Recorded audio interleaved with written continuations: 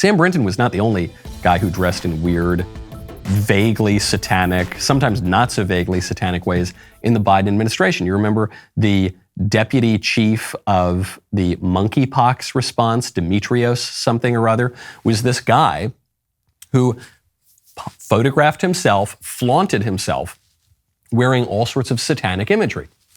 Not just leather and whips and chains, pentagrams on his chest, a pentagram leather harness on top of a pentagram tattoo that the guy put on his chest.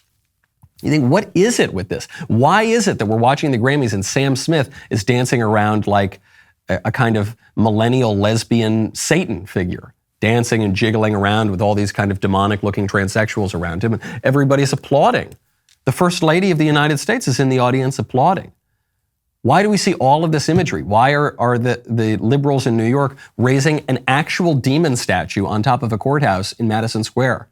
Why are they doing that? What is it about this imagery? And then yesterday, I see on the cover of Vogue Italy, Gisele Bundchen. Gisele, the former Mrs. Brady. She's just divorced Tom Brady. Gisele Bundchen, considered one of the most beautiful women in the world. And I look at this picture, she's unrecognizable. And what is the picture of? It's her in all red, and her skin is colored all white, just white as a corpse, then red all over her lips. Her hair is dyed bright red, fiery red as it's being described in articles. Really, really dark around the eyes, fiery red eyebrows. And then, if you look at her head, you realize her head is placed right between the O and the G, so that you have an almost perfectly symmetrical lines coming from the O and the G that are in the placement of and in the shape of horns. And then you look at her arms and her hand placement, and her arms and her hand placement are in this very strange way. Her right arm is pointed up, her fingers are in this kind of odd direction, and then her left hand is pointed to the side, not quite down, but certainly further down than the right arm. And I don't think I'm going too far down the rabbit hole here to say this is a demonic pose. Everything about it. And it's demonic in a pretty identifiable way with one of the most famous depictions of a demon. That would be Eliphas Levi's drawing of Baphomet. Many people have seen it. It's probably the most well-known occult image. And it's of this demon with horns coming out of his head in the same shape and with wings behind him that we see mirrored on this red dress that Gisele Bundchen is wearing, because the dress has these kind of wings that come out of it. The arms are in not exactly the same position, but a very similar position, almost the same. The picture of Baphomet is a kind of transgender picture. It's of a goat head and then breasts, a woman's torso, and then a male rest of the body. As I made the point that Media Matters made fun of me 4 weeks ago, but my publicists were really helpful, I think, in putting this out there, because it was obviously a true observation that many traditional depictions of the demonic are androgynous and sort of trans. And the question that you got to ask yourself, even if you think all this is really bizarre and you're not religious and you don't believe in any of this stuff, is, okay, let's just pretend for a second God doesn't exist, there's no such thing as good or evil, the devil doesn't exist. Okay, let's pretend all of that. Why do all these people dress this way? Why do all these people in positions of power accepted by the liberal culture, why do they all use the exact same symbolism, which is ancient symbolism, which is for the devil? It's kind of weird. Even if you don't believe in any of this, you never go to church, you got to at least notice that strange coincidence that all of these people who are enthralled to the powers and principalities of this world, they all use the same images.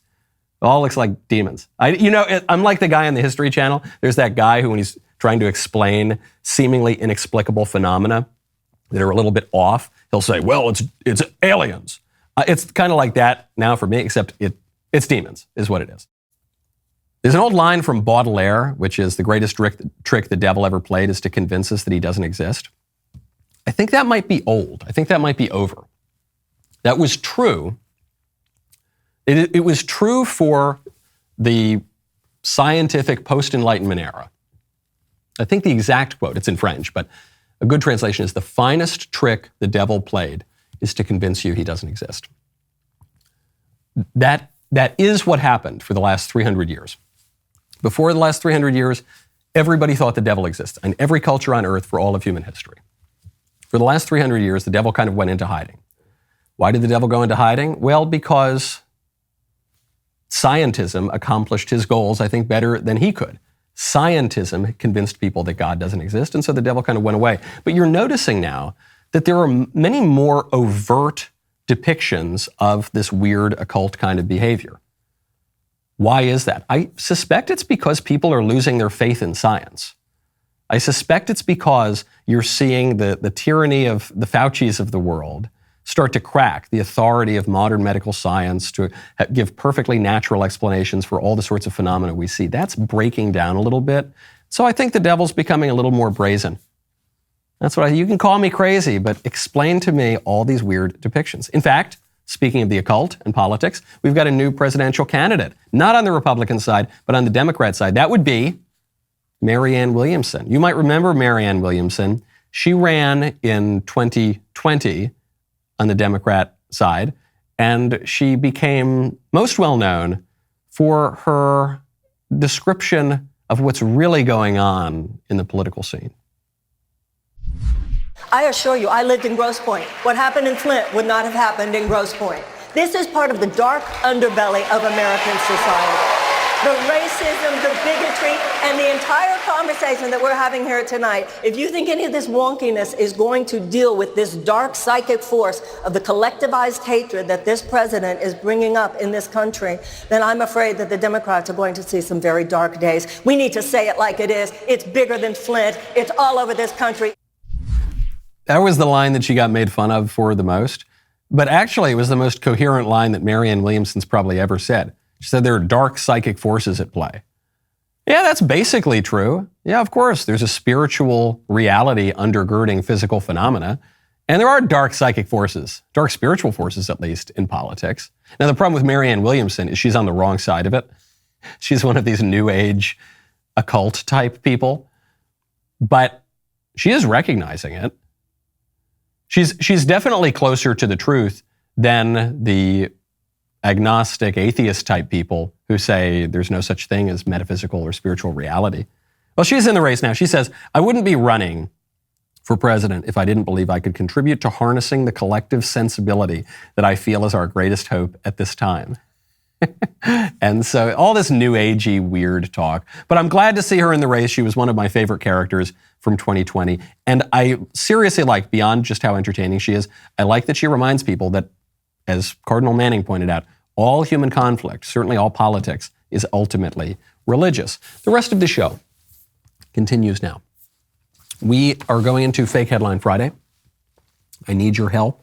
Help me identify the fake headline among the real headlines that Mr. Davies has given me. You don't want to miss it. Go to dailywire.com/Knowles. Use code Knowles at checkout for 2 months free on all annual plans.